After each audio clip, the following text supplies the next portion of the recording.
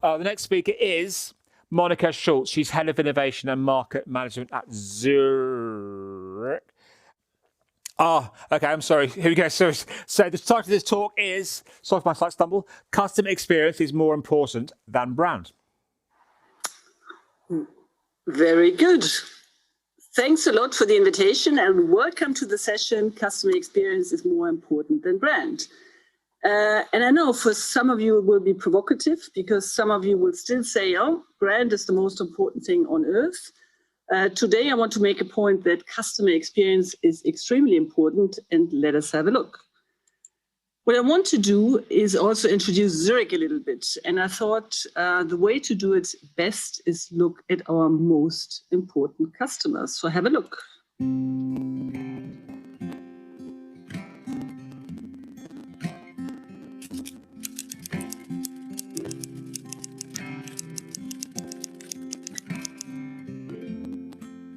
Also ich bin der Vito.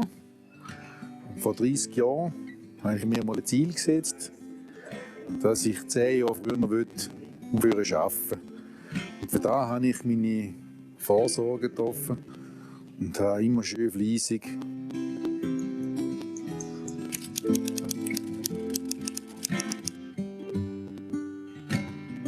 der Wunsch war einfach nach mehr Freizeit, nach mehr Ferien. Nicht einmal auf Materielles war es nicht. Also ich kann nicht sagen, ich will dann in dem Alter ein teures Haus oder ein Auto oder irgendwas. Nein, es ist wirklich gezielt, ist es mehr Freiheit, mehr Ferien, mehr Sport können machen. Eher das, nicht materiell, oder?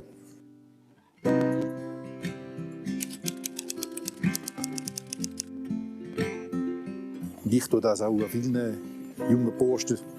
Wenn ich das bespreche, sie hören dann schon, sie sehen schon, der schafft ja gar nicht mehr richtig. Also das Tattoo habe ich machen lassen, auch für meine Kollegen als Erinnerung. Jedes Mal, wenn ich das sehe, macht mir das Spaß. So.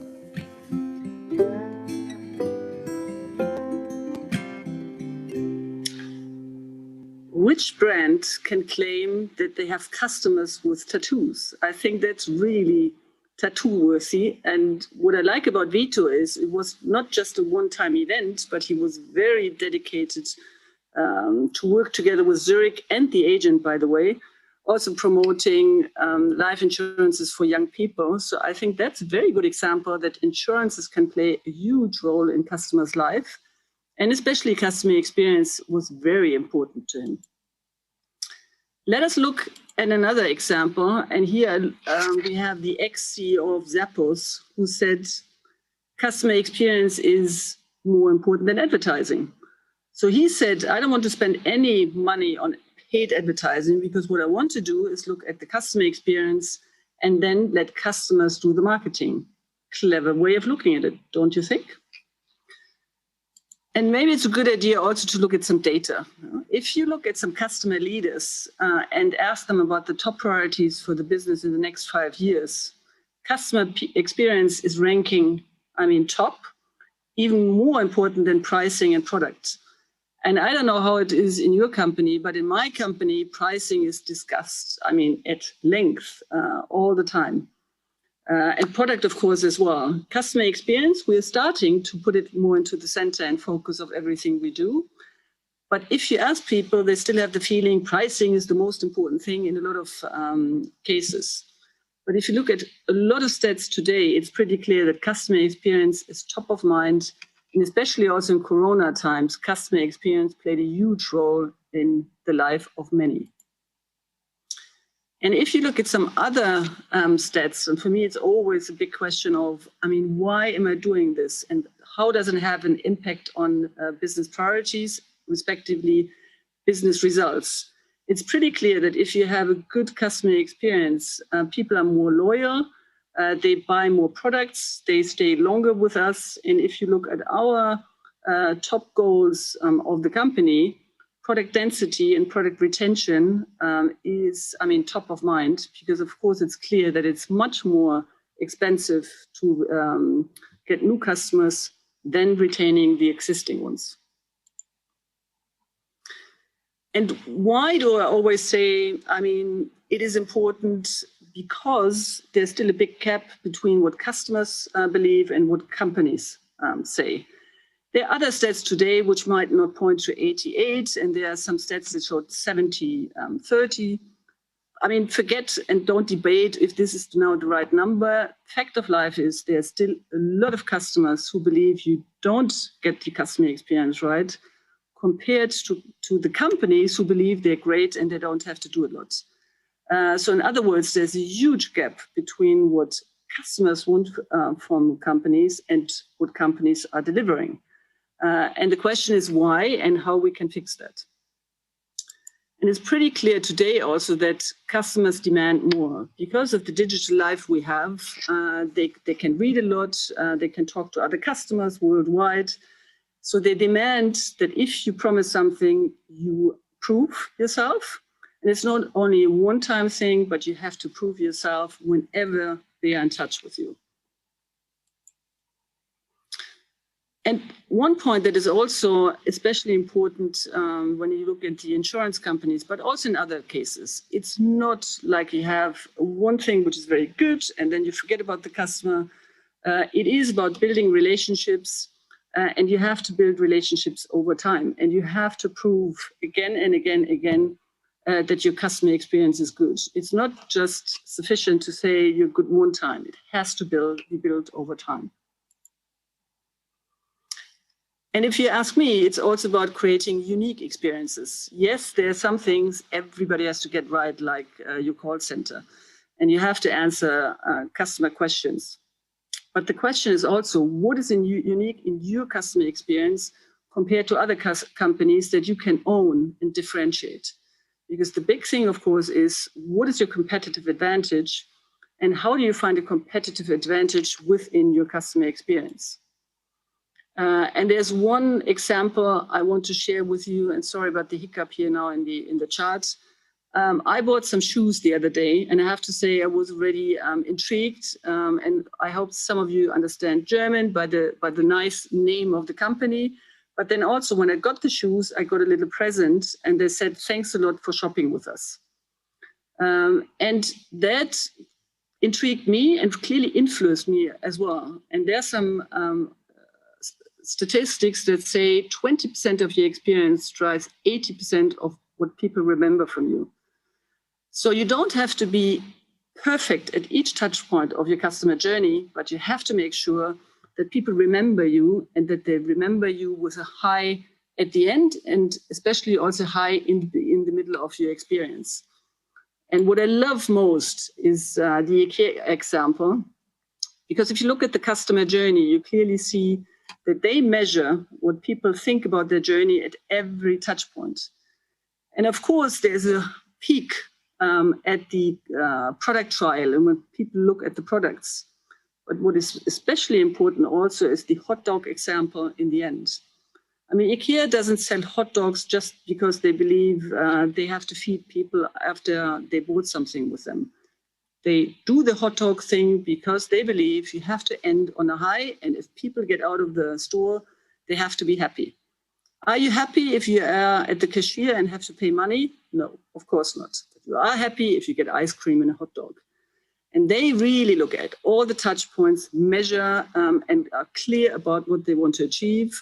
Are they good at all touch points? No, but it's pretty clear that they have a peak and also a peak end.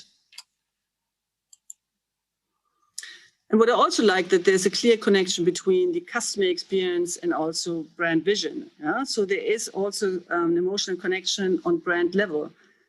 So my take is also don't disconnect brand and customer experience. It is very important that you put them together.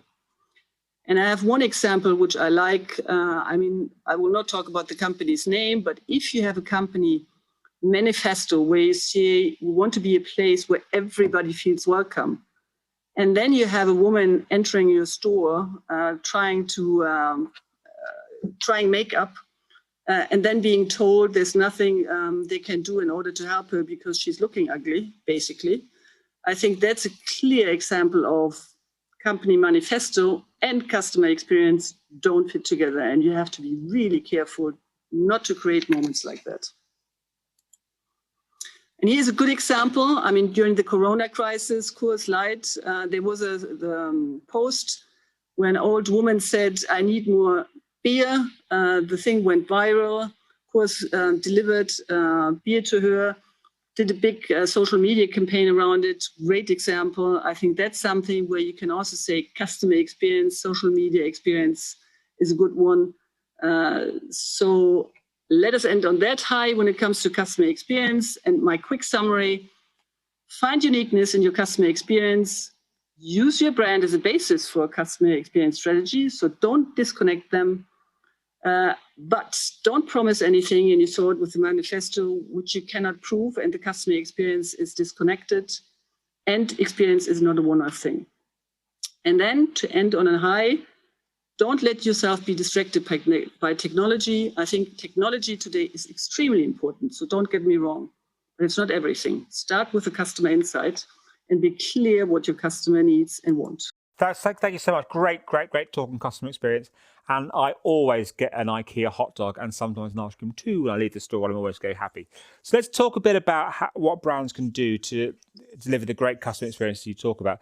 You mentioned Coors over COVID. It's a great example. But how has customer experience changed over the pandemic, and how have brands managed to keep track? Because obviously we're all living, or have been living, in a very different time. So how has customer experience itself changed, do you think? I mean, what is extremely important is that people understand, or the companies understand, that people are even more sensitive, and you cannot just send out emails saying, "Oh, if you want to keep in touch, we're there for you." Yeah? Doesn't work. You have to understand what people have in their minds, that they are stressed, that they have to stay at home. You have to connect with their feelings and then communicate accordingly with them. And especially during Corona times, people appreciated it when you were oversensitive and had good examples, and maybe also a bit sense of humor how to communicate with them. I have one very good example from Spain, where they had an Instagram campaign about people doing stuff at home. Yeah, for example, vacuuming and then singing at the same time, or doing work at home. So they put a lot of examples on Instagram where they made a fun out of that you have to stay at home all the time, but at the same time, you can enjoy yourself. So, I mean, don't take life too seriously. Enjoy yourself in between as well, even if the times are not that easy. And I think that's something you have to do today. Okay, excellent. Loads of questions coming in. So let's take one from Kate. She asks, what's your view on Net Promoter Score being a strong enough measure of customer experience? Do you use other measures too? If so, what? Look, I mean, in my case, I was very pragmatic because we used Net Promoter Score already in the company since 2014. I introduced it as a global measure in 2017. And it was something to say, let us measure customer experience. Of course, there are other things you have to look at as well. Complaints. I think it's important to also look at social media comments.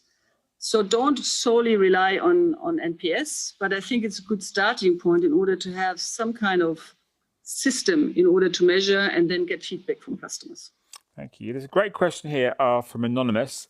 For Zurich, how do you differentiate between product and customer experience?